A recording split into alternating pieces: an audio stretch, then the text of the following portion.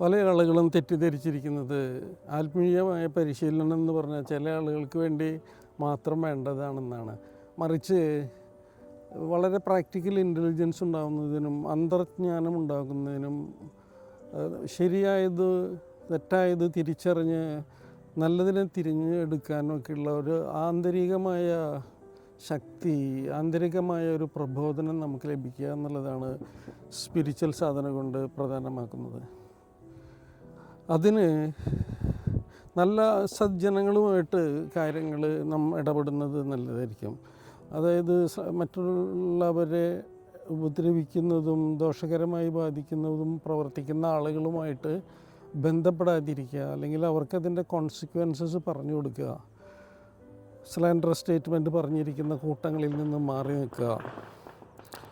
ഇതിനൊക്കെ പുറമെ നാം മനസ്സിലാക്കി സ്വീകരിക്കേണ്ട അടിസ്ഥാനപരമായ സ്പിരിച്വൽ സാധനങ്ങളിൽ വേണ്ടത് generosity and loving kindness and non ഇഞ്ചുറിയാണ്. നമുക്ക് സ്നേഹകാരുണ്യങ്ങളുണ്ടാവുക. ഒരാൾക്ക് എന്തെങ്കിലും കാര്യത്തിനെ കുറിച്ച് അറിയണമെന്ന് തോന്നിയാൽ അത് നമുക്കറിയുന്ന കാര്യമാണെങ്കിൽ പറഞ്ഞു കൊടുക്കുക. ഒരു വഴി ചോദിച്ചാൽ നമുക്ക് ആ വഴി അവർക്ക് പറഞ്ഞു കൊടുക്കുക. അല്ലാതെ നമ്മുടെ കാര്യം, നമ്മുടെ സമയം ഒക്കെ എനിക്ക് വേണ്ടി മാത്രം എന്നുള്ള ചിന്തയിൽ നിന്ന് മാറി നിൽക്കുക.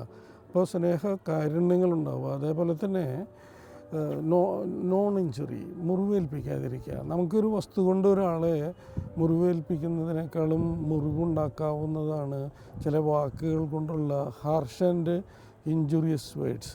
അപ്പോൾ എപ്പോഴും നാം പറഞ്ഞു കഴിഞ്ഞിട്ട് പിന്നെ അത് അങ്ങനെ പോയില്ലേ എന്ന് പറഞ്ഞ് വിലപിച്ചിട്ട് കാര്യമില്ലല്ലോ. അപ്പോൾ എപ്പോഴും ശ്രദ്ധിക്കേണ്ടത് നമ്മിൽ നിന്നും പുറത്തു വരുന്ന വാക്കുകൾ നാം ശ്രദ്ധിക്കണം. നാം കഴിക്കുന്ന ഭക്ഷണത്തേക്കാളും ശുദ്ധമായിരിക്കണം നാം പ്രയോഗിക്കുന്ന വാക്കുകൾ.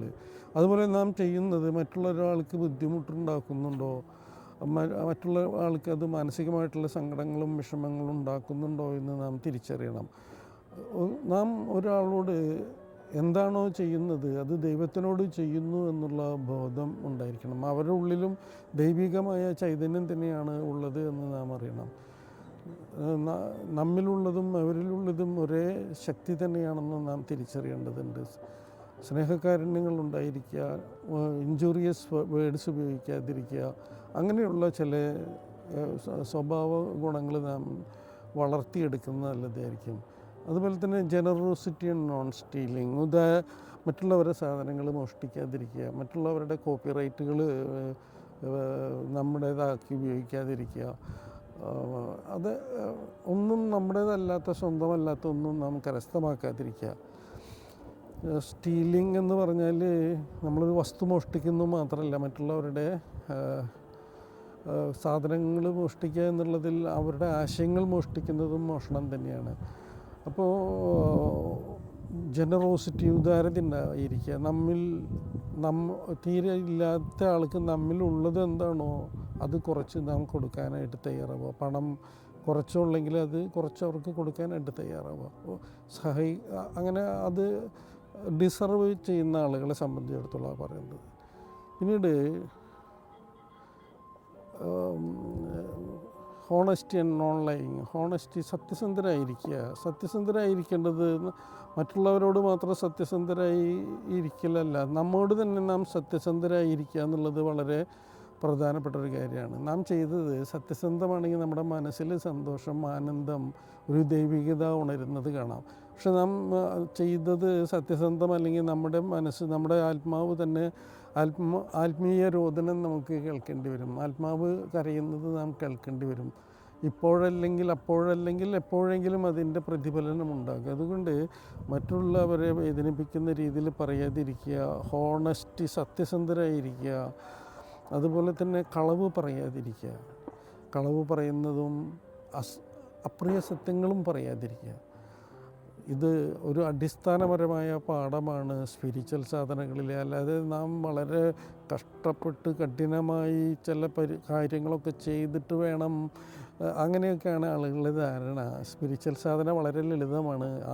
നാം സ്പിരിച്വൽ സാധനങ്ങളിൽ തന്നെയാണ് മുന്നോട്ട് പോകുന്നത്. കുറേ പ്രായം എത്തുമ്പോഴാണ് കുറേ അനുഭവങ്ങൾ കൊണ്ട് പലതും ഒഴിവാക്കുക.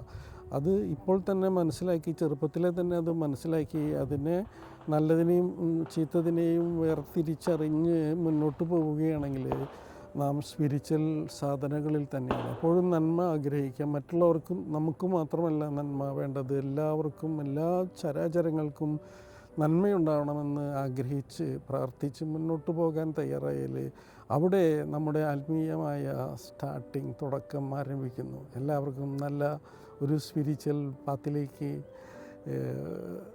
കടക്കാൻ അവസരമുണ്ടാകാൻ പ്രാർത്ഥിച്ചുകൊണ്ട് സ്നേഹത്തോടെ രഞ്ജിത്ത് ഫ്രം തൃശ്ശൂർ. നമസ്തേ.